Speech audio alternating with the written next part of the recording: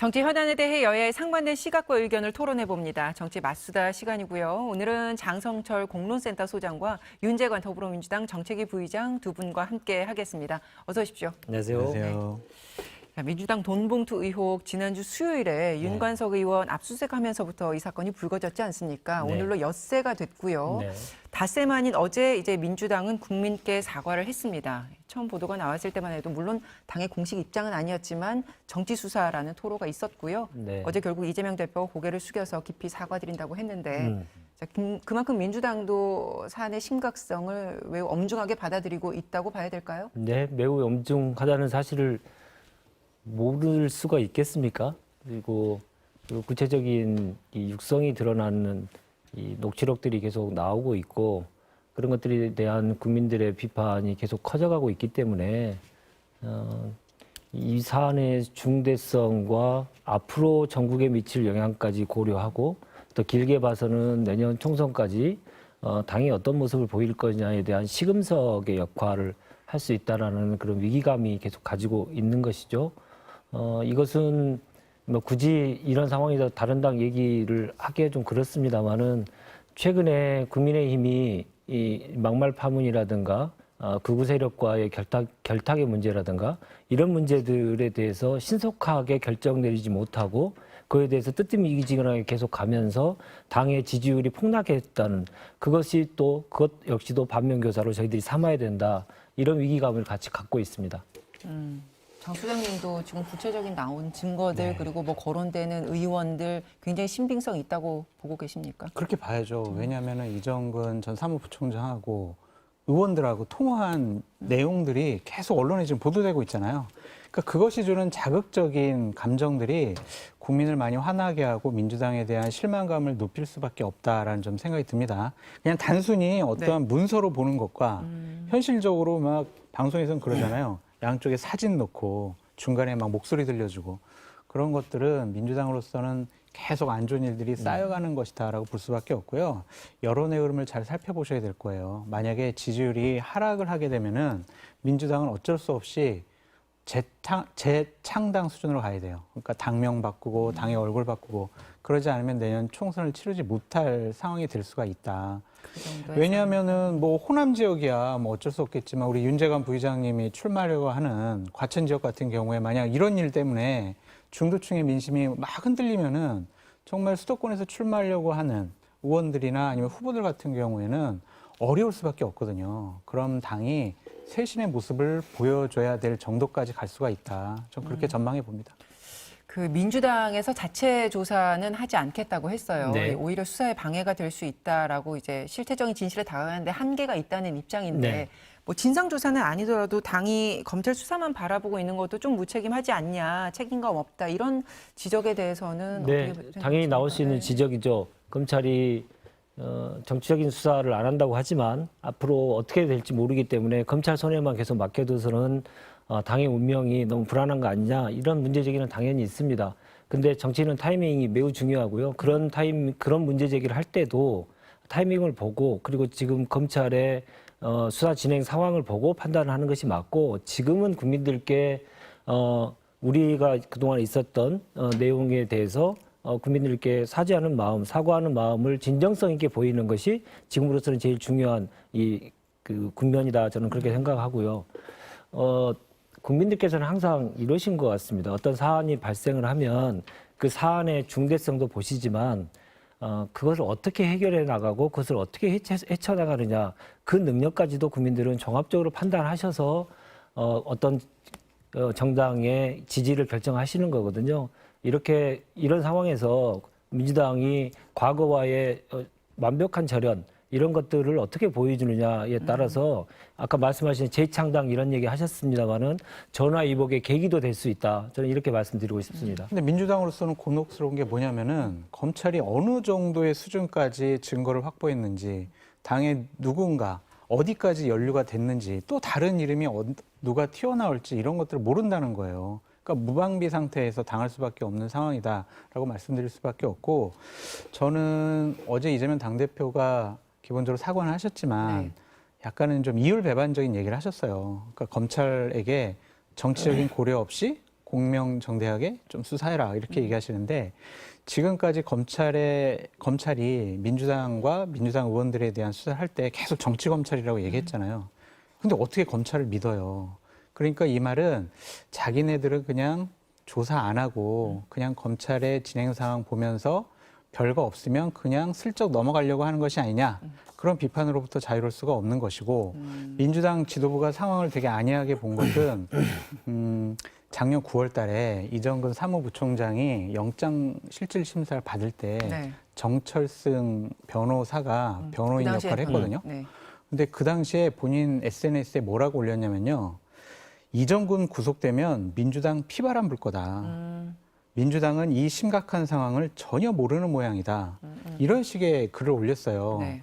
그러면은 민주당 지도부에서 정철승 변호사 불러가지고 아니 이게 도대체 어떻게 되는 상황이냐. 그때부터 상황 파악하고 그 관련된 의원들 작년에 정보지 형태로 막 이름까지 다 오르내렸거든요. 그러면 선제적으로 그분들에게 좀 물어보고 조사하고 해서 선제적인 대응을 하는 거예요. 그러니까 예를 들면은 우리가 이게 조사해봤는데 그때 이러한 일들이 벌어졌다. 돈 봉투가 왔다 갔다. 그래서 우리는 선제적으로 우리 이성만 의원이라든지 다른 윤 의원이라든지 이런 분들 선제적으로 출당 조치 시키겠다. 이런 식의 조치를 취했으면은 민주당이 이렇게까지 곤혹스럽지는 않았을 거예요. 그 당시에 내부적으로 그런 정보들이 들어와서 뭐 관련 움직임이 있긴 있었나요? 어땠어요? 근데 사무부총장의 사건이 벌어지고 나서 이제 검찰이 압수수색 이 압수수색 결과물에 이 많은 핸드폰이 압수수색됐다라고 하는 사실은 알려졌었죠. 근데 그러면서 이제 그게 미칠 파장이 어디까지일지에 대한 이 우려들을 많이 했었고요. 그러나 있었어요. 그렇죠. 예. 그러나 그것에 대해서 당이 자체적인 진상조사가 하기가 상당히 어려웠던 것은 왜냐하면 그 자체에 그 3만 개 관련된 파일이 당에는 없는 거 아닙니까? 관련된 진술 관련된 밖에 없을 텐데 그래서 그것이 어떤 구체적으로 객관적인 수사가 진행되지 못하는 상태에서 당이 선제적으로 뭔가를 하기에는 대단히 좀 곤혹스러웠을 것이다. 라는 것은 상식적으로 이해가 되지 않을까 싶습니다. 근데 지난 과거는 지난 과거이고요. 소유권 외양간이라도 잘 고쳐야 됩니다. 그런 지혜들을 지금 계속 당에서 모아가고 있고 닷새 만에 대표가 사과를 분명하게 하시고 그 송영길 대표의 조기 귀국을 요청을 하셨던 것도 소위 소를 잃었지만 외양간은 반드시 정확히 고치겠다라고 하는 의지를 보여주신 것이다. 이렇게 이해해 주시면 감사하겠습니다. 네. 그러니까 사건의 파장이 그냥 송영길 대표 쪽에서 돈을 뿌렸어. 이것뿐만이 아니라 당시 2021년 전당대회 때 각 후보들도 돈을 뿌렸어라는 것까지 조사가 확대될 수가 있어요. 왜냐하면은 강내구 감사가 이정근 사무부총장에게 전화 통화를 하면서 이런 내용을 합니다. 홍 쪽에서 의원들에게 뿌리니까 고민하고 있다. 필요하면 돈이 최고로 쉬운 건데 이런 얘기를 해요. 홍 쪽이라면은 당시에 상대 후보였던 홍영표 의원이라고 볼 수밖에 없는 상황이에요. 그럼 홍영표 의원도 돈 뿌렸다라는 것이 소문으로 돌아다녔다.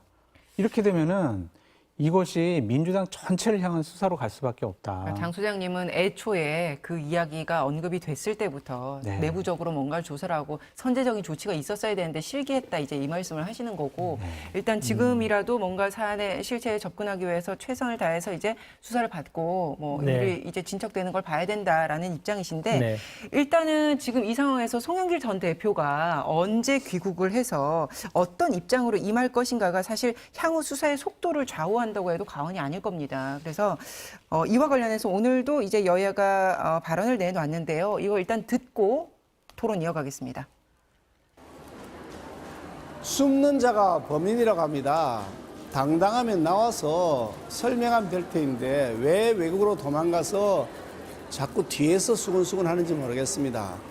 송영길 전 대표가 출국하게 된 과정도 사실은 외국으로 도망간 것이 아닌가 하는 의심을 하지 않을 수가 없습니다.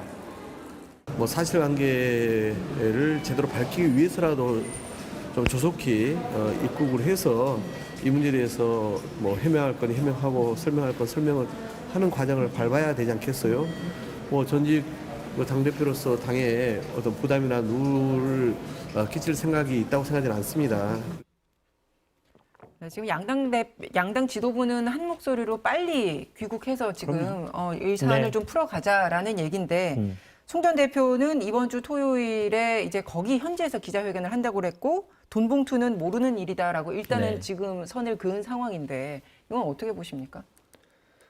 그 사실대로 얘기했을 가능성이 큽니다. 왜냐하면 전당대회 좀 많이 해보셔서 알겠지만 후보가 이런 문제들까지 다 이게 개입하고 하기는 쉽지 않았을 거고 잘 몰랐을 수도 있습니다. 근데 그러나 지금의 상황은 조기 귀국 그 자체가 귀국 여부를 떠나서 민주당이 진정으로 이 사건에 대해서 진정성 있게 대하고 있는지에 대한 국민들의 이 판단의 근거가 되고 있거든요. 그래서 조기 귀국을 당대표도 요청하고 모두가 다 요청하고 있는 상황입니다. 들어온다고 한들 사실 밝혀질 게 쉽게 나오기가 쉽지 않다고 저는 생각을 합니다. 왜냐하면 지금의 그런 그 돈봉투 사건이 송영길 대표의 이 지시나 관여, 인지, 여기까지 연결시키는 데는 많은 수사가 필요하기 때문에 지금 당장이 들어온다 하더라도 송영길 대표에 대한 수사가 바로 이루어지기는 쉽지는 않을 겁니다. 그러나 국민적인 시각에 보면 반드시 바로 조기 귀국하는 것이 옳은 길이다 이렇게 말씀드립니다. 송영길 대표의 지금의 모습은 너무 무책임하죠. 지금 당이 6일째 이 사안 때문에 거의 난장판 수준이 됐잖아요. 그리고 뭐 재창당해야 된다 아니면은 다른 특별한 조치가 필요하다라고 난리인데 본인은 한가하게 프랑스에서 나는 22일 날 주말에 그때 내 입장 밝힐게. 이거 지금 당으로서는 너무나 황당할 거예요. 그러니까 빨리 귀국해서 여러 가지 사항을 해명하는 게 맞다. 그게 책임 있는 정치인의 모습이다라고 말씀을 드리는데 저는 평론가의 입장에서는 네. 빨리 귀국해야 된다라고 얘기를 할 거예요. 근데 제가 만약에 송영길 대표의 보좌관이나 참모라면은 안 된다. 지금 우리가 입장 발표도 좀 나중에 해야 된다. 왜냐하면 상황 파악을 해야 된다.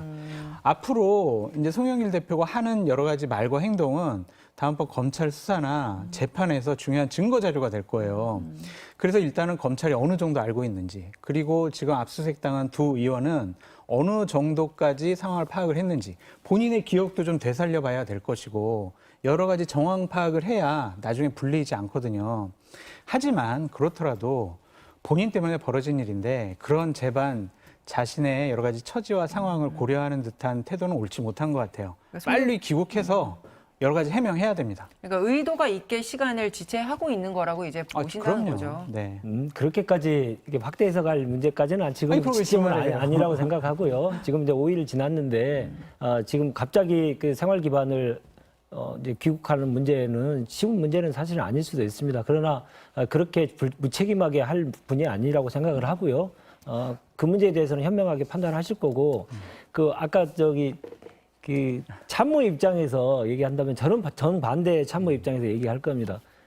늦게 들어가면 들어갈수록 정치적 입지가 적어지기 때문에 오히려 본인의 말에 대한 신뢰성을 완전히 잃어버려서 정치 생명은 더욱더 짧아질 것이다. 저는 이렇게 드리고 빨리 귀국하시면 좋겠다. 이렇게 얘기하고 두 싶습니다. 분이 서로 다른 스타일의 참모다. 이제 이렇게까지 기본 전제 말씀하셨는데. 조건이죠. 우리 네. 부의장님하고 다른 게 뭐냐면 저는 이제 송영길 전 대표는 정치하기가 힘들다라는 생각이에요.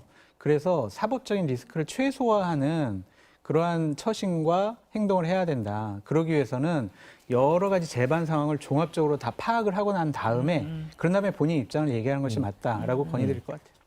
그 여당은 이재명 현 대표와의 연관성을 거론하고 있지 않습니까? 이 부분은 어떻게 보십니까? 너무 심한 거죠. 예. 모든 문제가 생기면 무조건 이재명 대표와 연결하는 그런 프레임 정치를 계속 하고자 하는 건데 어느 국민이 그걸 납득하겠습니까? 저는 좀 납득이 되는데요. 왜냐하면 당시 송영길 대표가 당대표 되고 나서 이재명 당시 후보에게 상당히 우호적인 분위기, 룰, 그리고 나중에 뭐 무효표 논란이 있었을 때도 이재명 후보의 손을 들어줬어요. 그러니까 당연히 송영길 대표와 관련된 문제는 이재명 당대표와 같이 연관시켜서 공격하는 게 국민의힘으로서는 뭐 당연한 정쟁의 수단으로 이용하려고 하고 싶어 하겠죠. 그러니까 이것이 옳다 그르다 사실이다 아니다 그런 걸 떠나서 정치적인 공세를 통해서 이재명 당대표에게 정치적인 타격을 주기 위한 하나의 유효한 수단이기 때문에 국민의힘은 앞으로도 계속해서 이재명 당대표랑 연관이 있어요, 문제 있어요, 계속 그렇게 공격할 거예요. 어떤 그 팩트를 베이스로 해서 그런 게 아니라 이게 정치 기술이라는 그렇죠. 말씀을 하시는 겁니다. 이재명 대표를 떠나서 어떤 사람이 전당대회 하면서 돈 뿌리라고 그렇게 얘기를 했겠습니까? 그러니까 그걸 이렇게 연결시키는 그 자체가 제가 볼 때는 진짜로 정쟁 이상의 이하도 아닌 문제이기 때문에 여기서도 길게 이야기할 것도 아니라고 저는 생각합니다. 예. 자, 그럼 다음 이슈로 넘어가 보겠습니다. 김기현 대표가 이 박근혜 전 대통령과 내일 원래 만나기로 알려져 있었는데 일단 미뤘어요. 네. 그리고 언제까지 미루겠다 뭐 이런 시점 발표 안 했고요. 미룬 이유는 4.19 기념식에 가는 것 때문이다 이렇게 밝혔는데 어떤 부담을 느껴서 만남을 미루는 것인가? 뭐 이렇게 보거든요. 근데 앵커님, 저는 네.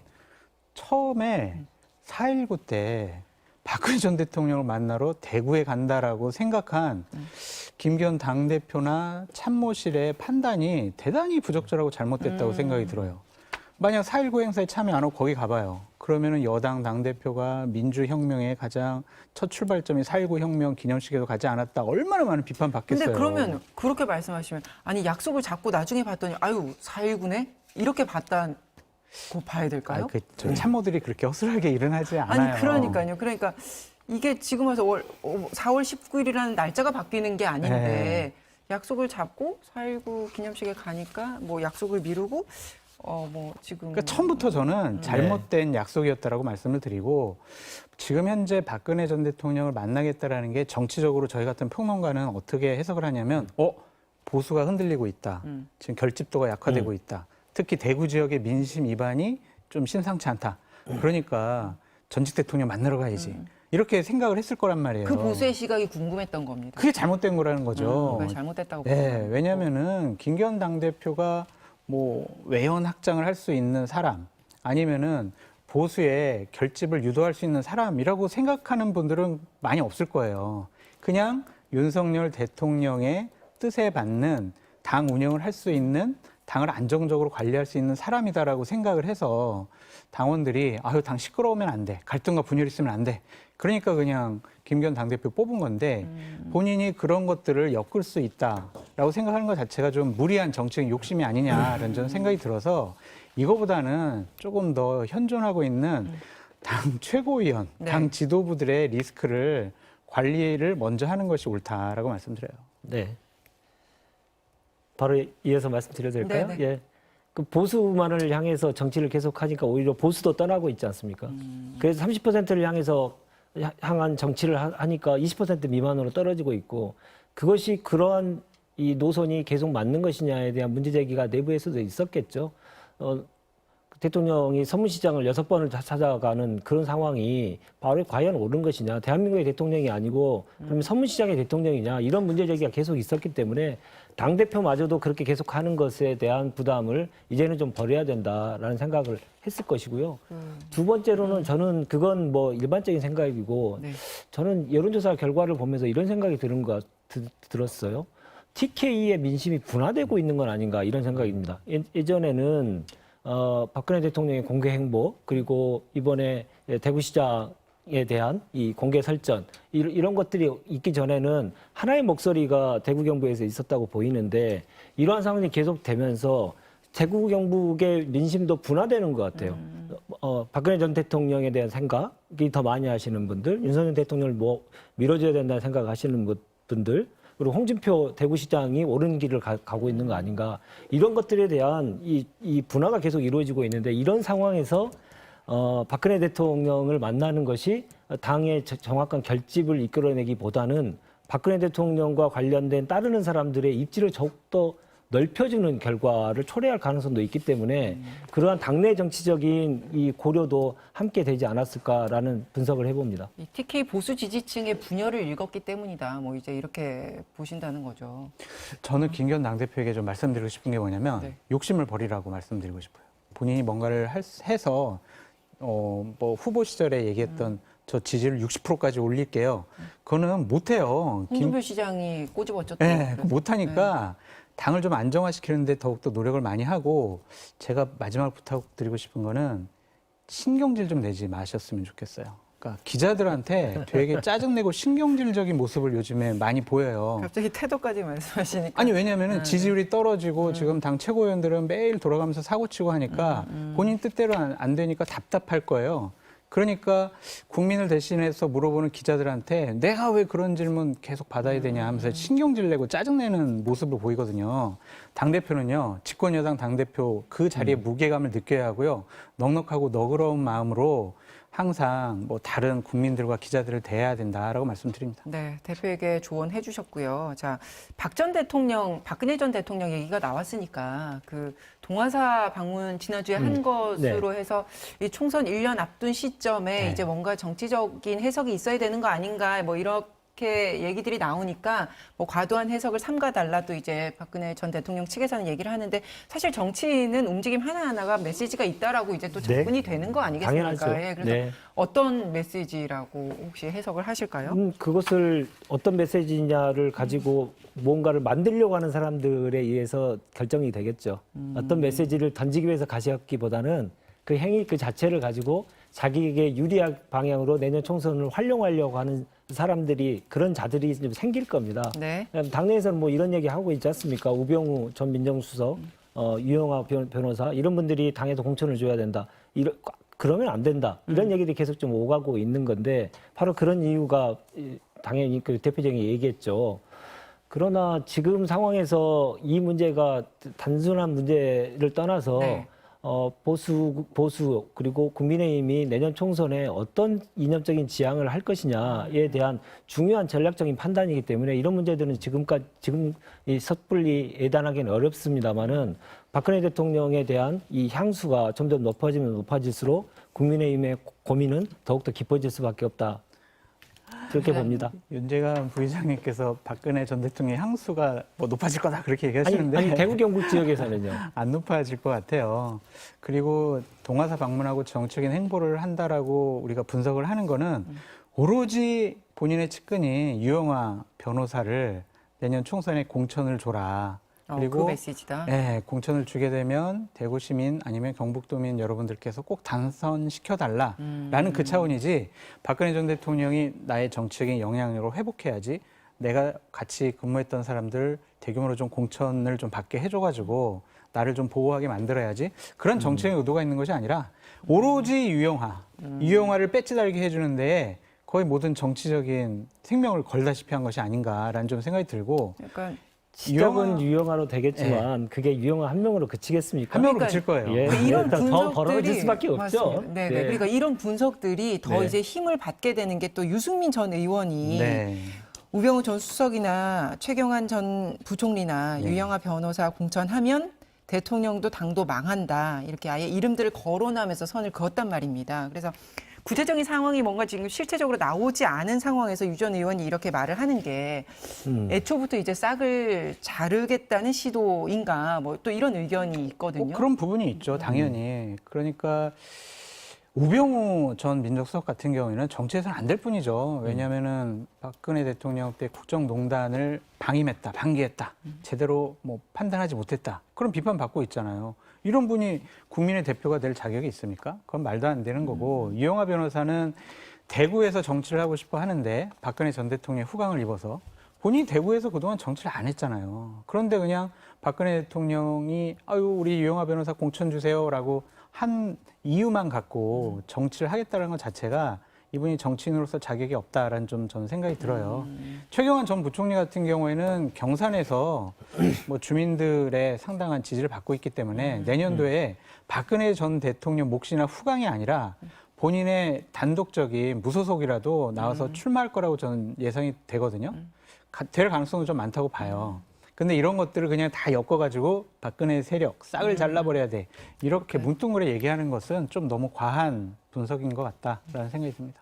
네, 이번 이 주제와 관련돼서 꼭 드리고 싶은 말씀은 딱 한 가지입니다. 양 당이 지금 똑같은 경쟁을 앞으로 남겨두고 있다 저는 생각하는데요.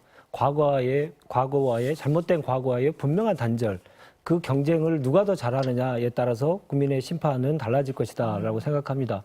지금의 극우 세력과의 단절을 못해서 지금 큰 위기에 봉착했고 또 탄핵을 초래했던 대통령이 다시 한번 그와 관련된 분들이 다시 정치적인 재개를 하려고 하는 그런 상황에서 분명하게 과거와의 단절을 하지 못하면 국민의힘은 다시 더 수렁에 빠질 가능성도 있고요.